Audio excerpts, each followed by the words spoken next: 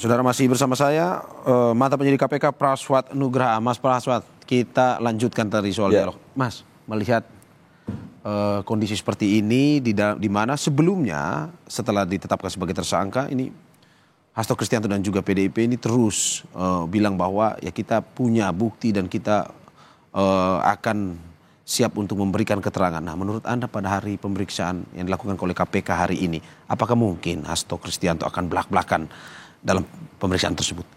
Nah, kita lihat nih, Mas Mario. Ya. Gampang saja mengukur apakah hari ini Pak Hasto belak-belakan menyampaikan alat bukti tambahan, dokumen dan lain sebagaimana disampaikan sebelumnya ya, atau tidak. Ya.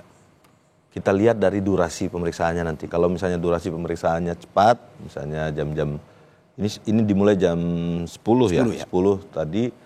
Lalu kemudian nanti biasanya makan siang nanti, tapi tetap di atas makan siangnya di ruangan, sholat, potong, jam 2, jam 3, kalau sudah selesai artinya hari ini KPK tidak ada eksplorasi alat bukti baru, kayak sebagaimana yang disampaikan Pak Hasto akan menyampaikan bukti dokumen, skandal besar, kasus-kasus korupsi big fish, bagaimana yang disampaikan lah, ada dokumen disimpan di Rusia. Dan lain-lain. Tapi kalau nanti sampai malam nih, itu mungkin dibongkar. Ya. Karena pastinya penyidik kan pasti akan menuangkan semua keterangan beliau, alat buktinya harus disita, karena harus proper, Pak. Ya. Jadi harus betul-betul proses pengalihan alat bukti yang disampaikan oleh tersangka ke KPK itu harus dengan surat penyitaan, harus ada BA-nya, berita acaranya, terus harus dibunyikan juga dokumen-dokumen tersebut satu persatu harus dibunyikan, disampaikan sama Pak Hasto dan diketik ulang semua. Jadi itu bisa mengambil waktu, mungkin bisa, itu yang kadang-kadang membuat lama pemeriksaan ini ya. Sering bertanya kenapa kok bisa sampai malam atau bisa 10 jam, 12 jam pemeriksaan. Tapi kalau misalnya nanti jam 2, jam 3 selesai, artinya ya sudah selesai. Tidak ada alat bantahan bukti baru ataupun alat bukti baru ya. Oke. Tapi kalau soal bantah-membantah, saya pikir mungkin forumnya nggak di sini kali ya. Penyidik pasti akan main soft nih, Pak Mario. Jadi saya ya tahulah. Kita strategi penyidikan, proses bantah-membantahannya pasti akan adanya di pengadilan. Jadi kalau di proses penyidikan itu harusnya sudah smooth aja. Sudah apa yang disampaikan, karena tersangka kan memiliki hak untuk menyangkal ya. Jadi dia memang kesaksiannya itu tidak masuk di dalam apa ya, dia punya hak untuk menyangkal tapi nggak masalah gitu loh. Oke.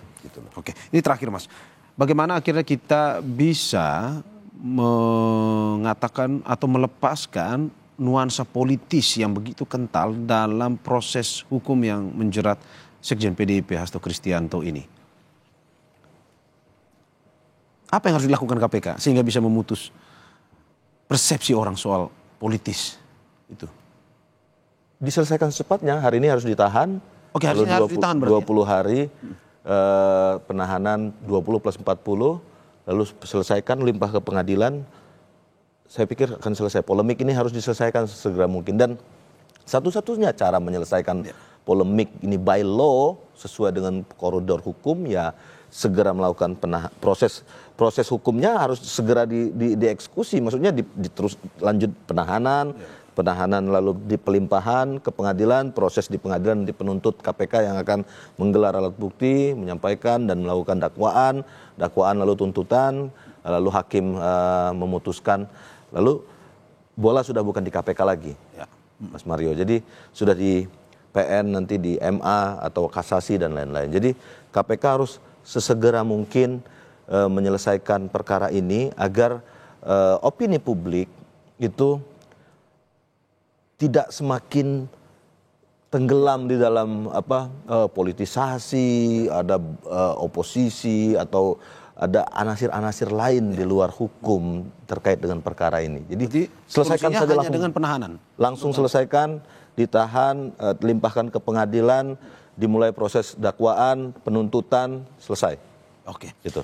Oke, terima kasih Mas Praswat Nugraha, mantan penyidik KPK, atas apa yang disampaikan hari ini. Semoga apa yang disampaikan juga bisa memberikan ini informasi juga kepada masyarakat terkait, apalagi yang tadi kita sudah sampaikan terkait bagaimana tarik-menarik antara politis dan hukum yang begitu kencang di kasus ini. Dan semoga pada akhirnya KPK ataupun juga dari pihak Hasto Kristianto ini dapat hukum yang berkeadilan seperti diharapkan.